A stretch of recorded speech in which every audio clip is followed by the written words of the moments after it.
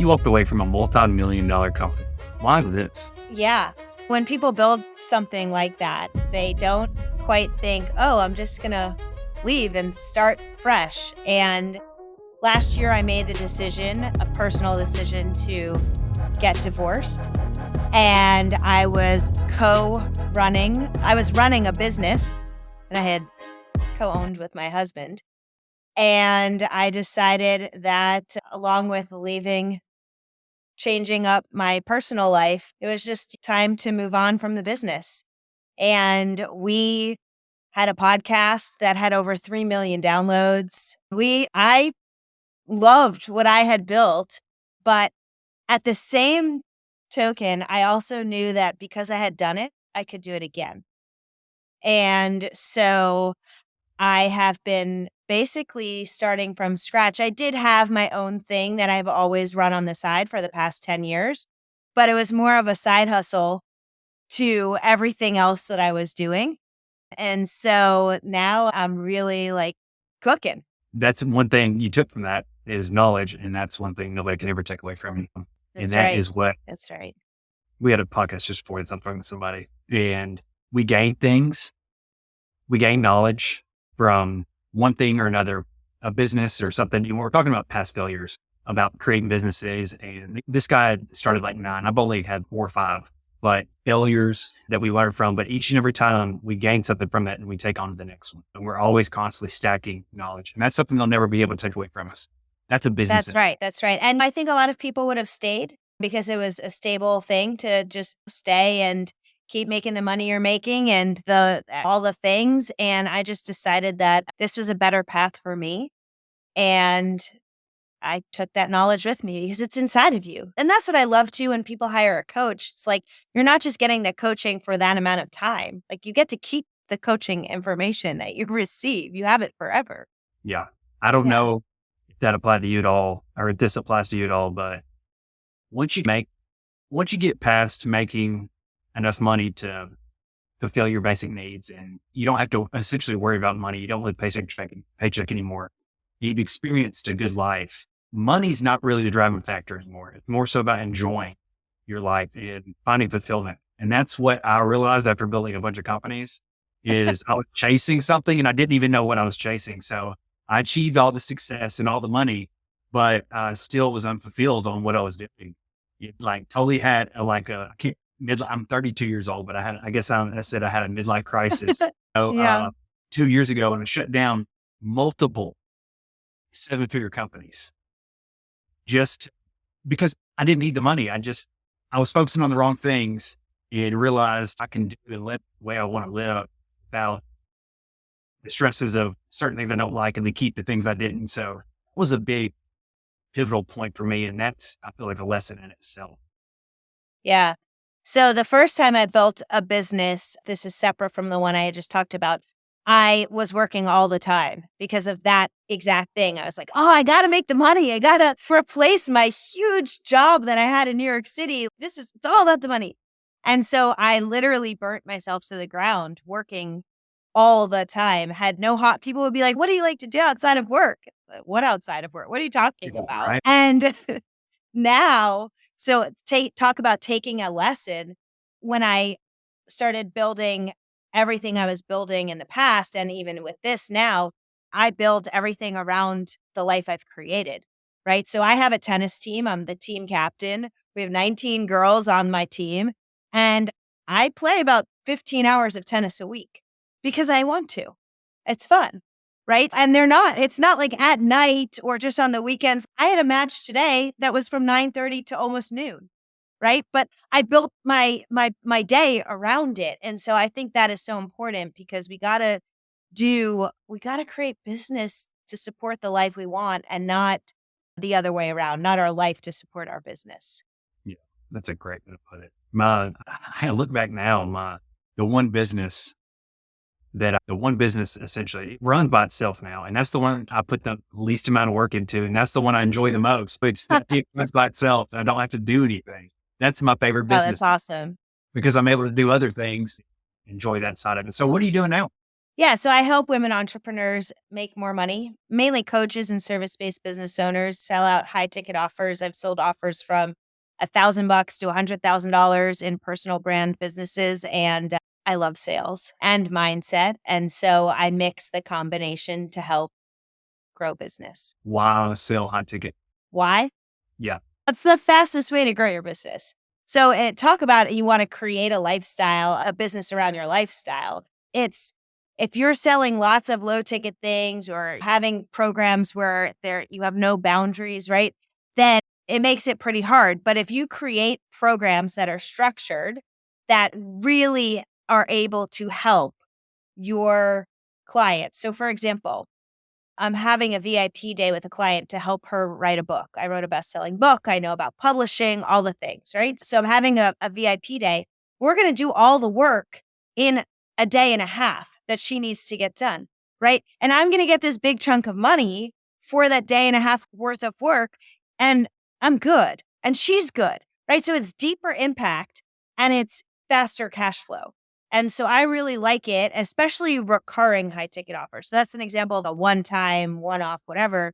But masterminds. So when I launched my first business, the way I was able to grow it from 0 to 6 figures in 6 months was through selling a mastermind. So I sold a 20K program to a bunch of women and it was a year-long program and they paid monthly and whatnot. And it was amazing because we met weekly. We had in-person retreats that were deeply transformative. They saw amazing results, but I also saw amazing results quickly in my bank account, right? So it allows you to then go build the other things that you want to build in the back end. For example, like a low ticket membership is going to take time. But if you have the high ticket recurring coming in, it makes it so much easier to build the other stuff. Sure. What's the secret behind high ticket? Becoming known as a person of value and a person who is trusted. When it's so much easier when someone comes to you and says, "Hey, so and so told me you help with this and you can help me because you helped them or you helped this other person they knew." Right? It's so much easier than having to scream from the rooftops, "I'm great." No one cares if you say you're great. But when other people say you're great, it makes a big difference. And so the secret is really delivering exceptional value and being the trailblazer or the person to set the standard in your industry. So stop looking at what everyone else is doing in the industry and go be the industry. Go create the industry. Go push it further than you've ever seen it pushed so that you are the actual leader. And then people will come to you naturally for high ticket. There's also like funnels and stuff you can create that we can talk about if you want. But from a conceptual place, you really need that reputation in order to make the sales easy. So this is going to be fun. Let's say I want to sell high ticket. Take me through your steps on what you do first. Walk me through that, how we get it going, how you exactly you coach somebody else on it. Yeah. So first I'd have you set your price. And Okay. most people set the price last. And to me, that's backwards. So if you set your price first, so give me a price. $3,000 a month. Okay. So you're going to sell something that's $3,000 a month. Now we have something to go by. So let's build in what this offer looks like by saying, if I'm going to sell something that's $3,000 a month, I want to 10x that for the client. So I want the client to receive at least $30,000 worth of revenue, it doesn't have to be revenue, but worth of value. Okay. Because if you're like a health coach or a nutrition coach or whatever it may be, if it's not business, it might not be monetary. 10x the value. And so now we look at your offer and we build in whatever would give them a 10x result from what they're investing. And it becomes so much easier when you do it backwards like that. And then you need to establish, or at the same time, you need to establish reputation and credibility. That could be by hosting an online summit. It could be by speaking in other places like podcasts or people's groups. It could be by writing a book. You need to figure out how, like what your thing is that will help you establish credibility. Everyone has different things. Some people, it's just going hard on Instagram and TikTok, right? Or LinkedIn or whatever social media platform. And we need to create leads because people need to know you exist, that you're the bomb.com, and that they can go find you and try your stuff.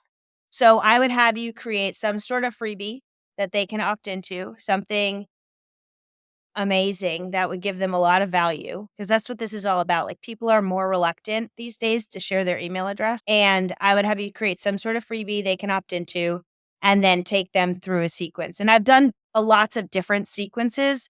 The one that's been most successful for me, two actually, that have been most successful for me. One is my book. This is so crazy. So I wrote a book called Sales in a New York Minute. It's for salespeople because when I started my business 10 years ago, I was helping salespeople across the nation.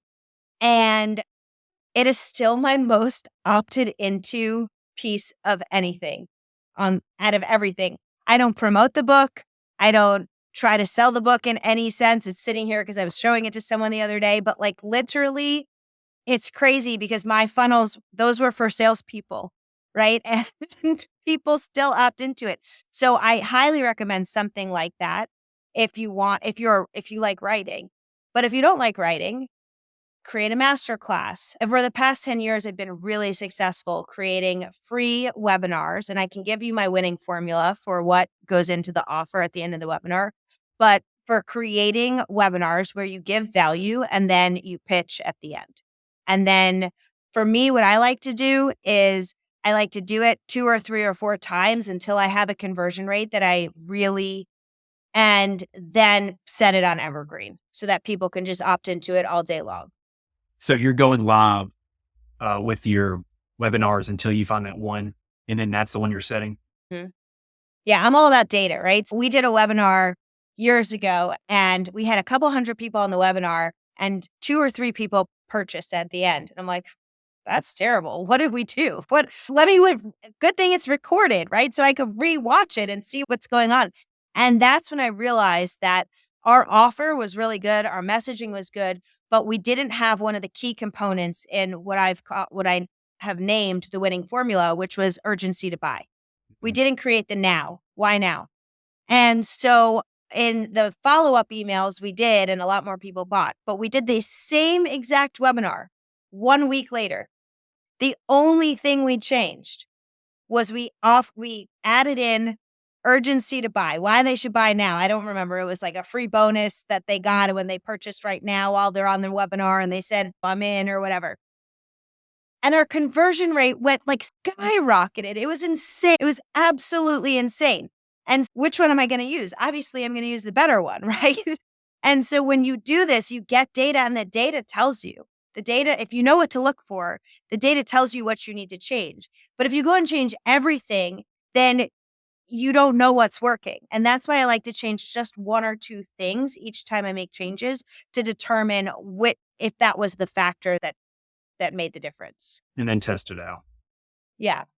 Was it a simple, just putting a limit on people whenever they can sign up? I think in that webinar, what we did, and it was so long ago, but I think we created some sort of extra bonus call. If they signed up while on the webinar, they would get this special access call to me and my husband and ex now. But people wanted that, right? They wanted the proximity. They wanted the call. And just that little thing made them buy on that webinar. Yeah, that's good. Yeah. Given something and that's a one-time thing too on that end, but they're going to miss out on that. Yeah. Yeah. And so I'm pretty sure that's what we offered. But yeah, in terms of urgency, you can create the first X amount of people get this extra bonus that goes into your platform, or you can say the price is going up as long as you're actually raising the price. Don't just say it, but be truthful. The price is going up on this date. So here's why you need to buy now. There's all different ways to create urgency and scarcity, but especially on webinars, I find you need to give someone a reason to buy now. So I did a webinar yesterday, and I'm in the process of perfecting it. So I did it, and then I did it again yesterday. I made a couple of changes in the content, and these would be big changes, but I also changed the offer slightly just because of what I wanted to change. And the urgency that I used on that call was I said, look, I'm telling you about this super secret membership that's not even available right now. Like it's literally not for sale yet. I have not told anyone about it, which is all true. I said, but if you sign up while you're on this webinar today, you're going to get a free 15-minute strategy call with me. And that was the mover for people. Oh, yeah. So you can do that. And I knew this wasn't going to be the one that I put evergreen, so I could make that kind of offer. And you could always change parts out, right? You could always change the urgency part out later on if you want to make a change. But yeah. I think strategy calls are really good. Essentially pushing them in that direction, because then you literally tell them, hey, I don't think we're going to be a good fit, or we are going to be a good fit. And you can even right. front on that. So my next question was, how do you close them? So they've gone through like that. How are we closing them? Yeah. Okay. So this is like my favorite part. I love the people who will say on Instagram or wherever to be provocative. They're like, I don't have sales conversations. I close all my high ticket clients and I never have sales conversations. And I'm like, why are you bragging about that? If you are going to work with someone in close proximity, don't you at least want to connect with them first and make sure that you're a good fit? Or to me, that's like going on a date with someone that you literally haven't even had a conversation with, a text or whatever. I don't know that I want to invest that much time. That's crazy to me. And so it's the same thing. I love sales conversations. And I think the reason people don't like them is because they get nervous. They don't know what to do on them. They don't know what to say. And then they think it went poorly because they never asked for the sale. So they didn't get the sale. And it's like this whole cycle. But truly, sales conversations need to be as much fun as if you're talking to your best friend. And I look at it like that. So first of all, you have to be curious about the other person. Like literally genuinely ask questions about them and what they're building and why it matters. What are they doing and what are they hoping to do?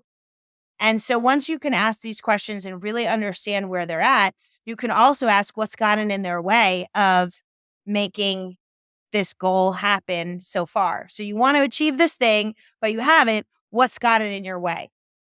Oh, okay. Now you paint the picture of what would it feel like? How would they feel if they achieved that goal? Because we want them to get in touch with whatever that goal is to feel like it's doable, right? What would it feel like? What would it do for you? How would it change your life? Okay, now we're getting to their why. And then we're going to paint that picture and really demonstrate to them what that looks like once it's happened. Oh, you're going to fit into your skinny jeans again. Can I see them? Can you bring them out here? I want to see them. Really make them feel like this is possible and that they can see it, not just logically think it, but actually emotionally connect with it. There's a really big difference. And then after you paint the picture, all the while, by the way, you have already identified what their potential objections are.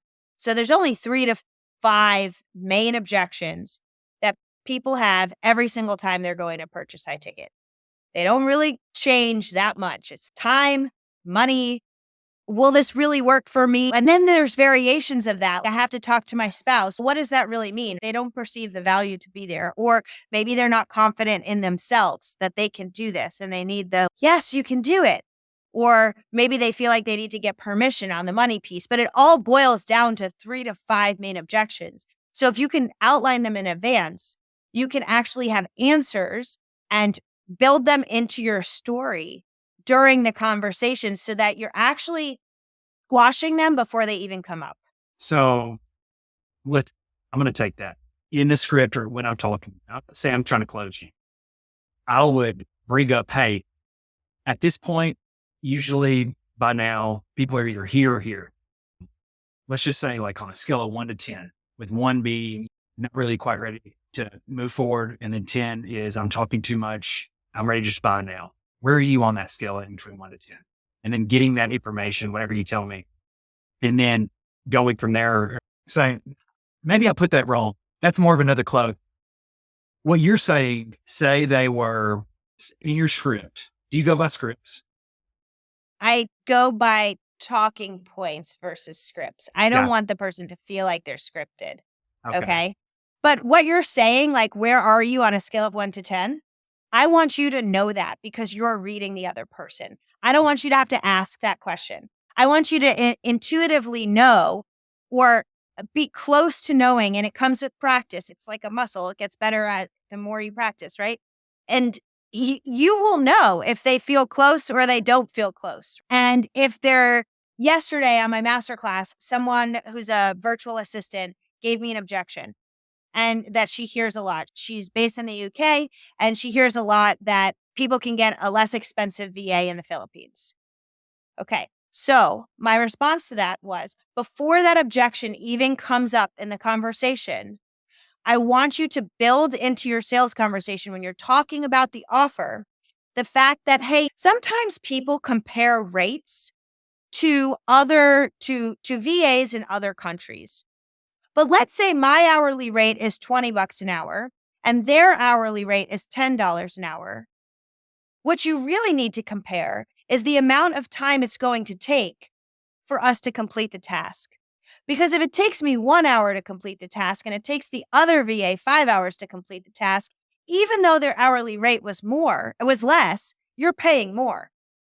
Okay, so now before this even becomes an objection in their head, you're taking it away. So you're saying, wait, it could cost me $50 with the less expensive VA versus $20 with you. And so we're building those kinds of things into the story into the sales conversation so that it's not even a thing anymore.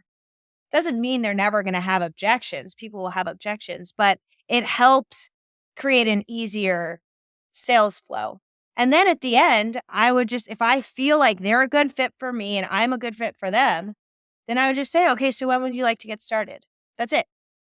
Not would you like to get started? That's yes or no. But when would you like to get started? And then that's when they'll tell you, I need to talk to my spouse or I need to think about this. And then that's when you can come back with additional questions or information to move it along. But that would be how I would close it. So let's just say it happens right then. I need to talk to my spouse or I need to do this. I'm thinking in my head, this is how I want you to critique me or tell me how I'm doing right or wrong. Yeah, let's do it. So from there, I would say, hey, at this point, people are usually one way or another who are ready to go at this point, have that mindset and they continue with their work inside this program and they do great. They're the successful ones. The ones who, have to think about it and aren't the action takers usually aren't the best fit. Where do you think you stand right now? That's how I would push them one way or push them another way and try to box. Yeah. Yeah, I like that. I do like that. One thing I would do in addition to that is I would say, hey, it's not your job to sell your spouse. Why don't the three of us get on a call and talk about it? And then they're like, oh. And usually the spouse doesn't want to say no to the person saying, I can help here. Yeah. So it's very interesting when you make that offer, and a lot of people are scared to make that offer, but I think that changes the playing field. It literally changes the game. I like where you are going with that, and I might even take that to an earlier part of the conversation. So if you're going to use that at the end, then I would say at the beginning, I want to tell you something about the people we have seen who have the most success in our program. They're action takers. They make quick decisions. They know immediately in their gut if this is right for them, and then they act on it. They don't wait. So at the end of the call today, you're going to have an opportunity to work together. And if we deem that we're a good fit for each other mutually, then I can already tell that you're that type of person who will make that decision. Right. So now we're pre-framing it for them so that at the end, when you say all that, they're like, oh, yeah, I am the action taker. I am the successful person. Let's go. I like that. That's good. And thanks. And another thing I would do is I would build that into your messaging online. So when you're posting on Instagram or you're posting on TikTok or LinkedIn, wherever it is that is your main place that you're communicating with people and getting more leads, attracting more people into your sphere, I would put messaging around that. I would create a whole thing about a client who was an action taker, tell one of their stories and why she or he got so much success and what the actions were and why they're an ideal client for you. I would put messaging that actually attracts that kind of person that is an action taker. I know that you've been doing this for a while. So how is your funnel from starting out to where it is now? How has it evolved over time? It's gotten a lot more sophisticated. So the later funnels that I built in my previous business were crazy cool with different automations and different trees in the email systems and all that. And it's been very humbling to start from scratch this year or at the end of last year and build out a whole new funnel, right? I'm literally building out a whole new funnel. And so this might be interesting for people who are trying to build out a funnel or even improve theirs. I take the stance that done is better than perfect. So I am not waiting for it to be perfect because the truth is it will never be perfect. The first time I launched this masterclass a couple weeks ago, I hated the opt-in page. It wasn't exactly what I wanted it to be. I had 2 follow-up emails to come join. I didn't have the best promotion for it.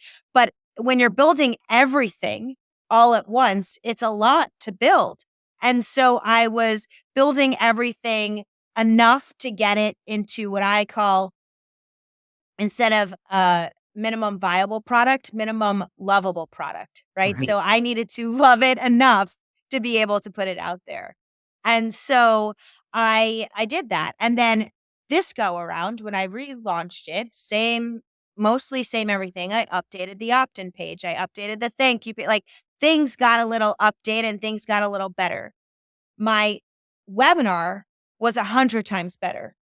Okay. And I could tell just from the reaction of the people, the messages I got after, like the feedback was incredible. And so now I know, okay, I have the content down in the webinar.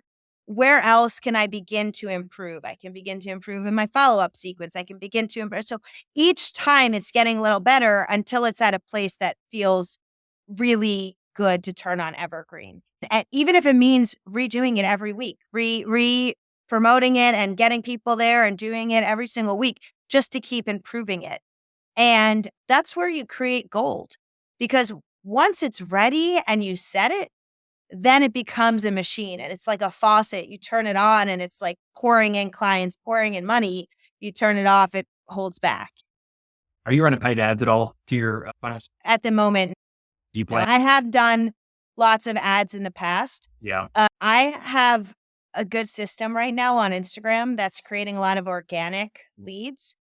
And I'm going to see how that goes actually first. So what I'm doing is I took a little break from it while I was rebuilding this webinar, but I'm using TikTok to create leads and then get them to my Instagram. And Instagram is where I'm really creating the relationship with them and building out and selling. I'm sure people buy on TikTok. In fact, I know they do because there's the TikTok store and all that.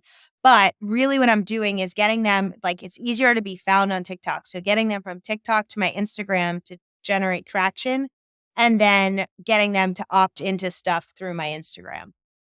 I just got off a podcast before this one. I was interviewing a contractor who was now coaching other contractors on how to go online. That's essentially do what he was doing. And that's how he was doing it. He was testing. He doesn't even have a website. The guy didn't have a website. He was testing using TikTok. He would post all to TikTok, take the high performing ones and then put them onto Instagram. And then that's I where love he that. right into Instagram. To this day, I was like, hey, where do you want me to send your traffic? I was like, what's your website or these? Like, no, send it to Instagram. I'm like, really? He's like, yeah. So there's no reason to simplify. Or his whole thing was So just, I agree with that. People keep asking me for my website to share me with other people. And I'm like, I'm not building a website yet. It literally says under construction. You can go to my Instagram.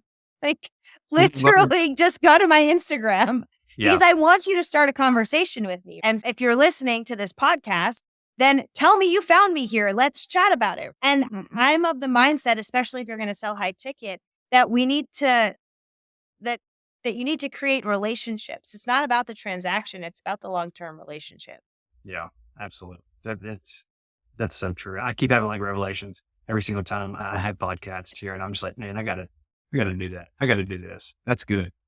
Are you sending? So you've got your front end. You're pushing high ticket. Do you have a back end mastermind or anything that you're doing right now? Yeah, so I just ended a mastermind cohort and I'll be relaunching the mastermind in March. And so, yes, but it's just I'm only accepting applications right now. It's Gotcha. not in session yet. It's Yeah, oh yeah. Oh yeah. That's the whole thing about a mastermind. It needs to be selective. It needs to be the right group of people so that people want to show up. I was in 2 masterminds last year and one I was great at showing up at. I showed up to every single call. I think I missed 2 calls out of 6 months of weekly calls. And the other one I barely showed up to. And it's just like that. It's the mastermind host job to cultivate the right group of people. yeah. So Are you have to you be selective. so I've heard mixed reviews on this end. Are you making the mastermind like very high ticket? So you're getting your highest paid clients typically are using the best clients. Mhm. Is that the model that you use with these masterminds? Yeah, yes. So the masterminds will have the most access to me, right? They'll be able to Slack me. They'll be able to Monday through Thursday. They'll be able to, we'll meet weekly and then they'll be in community with each other. And I truly believe that the person who is at that place in their business where they're already making 6 figures, they already know what their offer is, they already have something in their business down that's bringing in money and they want to scale to $1 million business, they're usually they're in a different place than the person who's coming into my membership who like wants the basics. And neither one is right or wrong. It's just they're in a different place. And so they actually need less support, but more high level support. It's more about being versus doing in many cases. So you've been coaching for a while now, a lot longer than the gurus that you're seeing a lot of paid ads for right now. I can see. Yeah. Um, Yeah.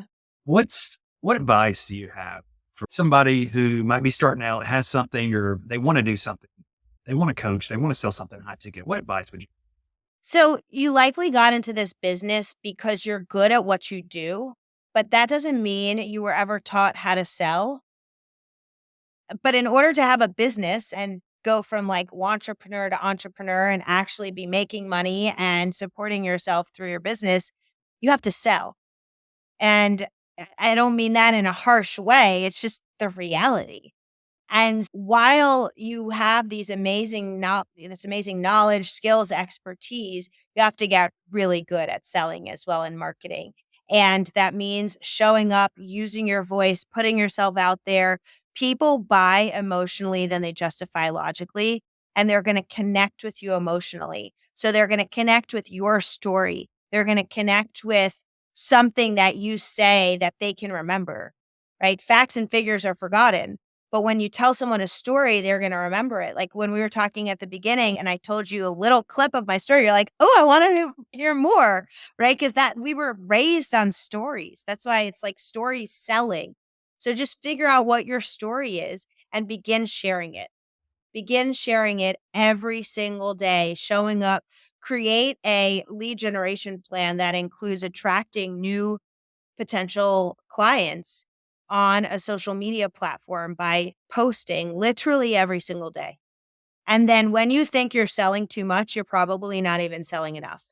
People need to hear about your offer so much more than you think. And every time you put it out there does not guarantee they're even going to see it or hear about it. So make sure you can sell every single day in your stories or wherever you decide to sell. That doesn't make you salesy. It just means you're running a business. The amount of emails I get from Saks on a daily basis is insane. It's more than one sometimes. And I'm like, didn't you email me earlier today? But by the 5th or 6th time, I see the same pair of jeans that they know I looked at. I'm like, all right, fine, Saks, I'll buy it. I was in a actually. I've got a coach. Everybody needs a coach, by the way. Um, That's so we were talking about that, and we were talking about email sequences. Somebody else was asking about emailing somebody too much. He was like, I got emails saying that they got mad. I've emailed them too much because I think they did a reoffer is what they call it. And they, at the last day, it was like a 9-point email. Last day, they emailed them 5 times, like 9, 11, 12, just because the offer's gone away. he said he went ahead and did it though. He ran. He was like, I got people who get irritated and asked me to take them off the list. He was like, that's fine. Those are the freebies. Those are people who just come there for information, aren't ever going to buy anything anyways. He said, how much money did you make? He said, we make 48,000. I was like, there you go. Boom. Exactly. So here's the thing, right? The people that complain about that aren't your people. The people who like don't see all of them or don't move, but stay on your list, eventually they will likely buy. I have seen people be on our list for 3, 4, 5, 6 launches before they pull the trigger. Okay. And then something in that 6th time we launch, they're like, oh, I'm ready. Or whatever it may be. Or sometimes people need to wait until they see other people get results. Like people buy at their pace when they're ready. And so if they're complaining, they're not your people. It's okay. Let them go. The other thing I would say to the person building out their business is you don't have to do it all at once, right? Build one bridge at a time. Mm-hmm. Get one offer down to a science and get it working and selling, and then do the next one, and then do the next one. But if you try to do 3 things at once, you're going to do a little of each thing and then not complete any of them. And it's just going to take more time to do, right? Do one thing at a time and do it and just get it to a place where it's selling and then move to the next one. So where are we sending people, Jennifer? Come to my Instagram, join the party, hang out with me. It's iamjenniferblake. Okay. And of course, I'll link that down below. Is there anything we didn't cover? I feel like we've unpacked a lot. This was fun. This was totally different for sure. I liked it though. Cool. I'm going to end it there. Hopefully it's helpful for what you're looking for. Hey, if you're still listening, hopefully you got some value out of this or amusement. Either way, I really appreciate you for listening.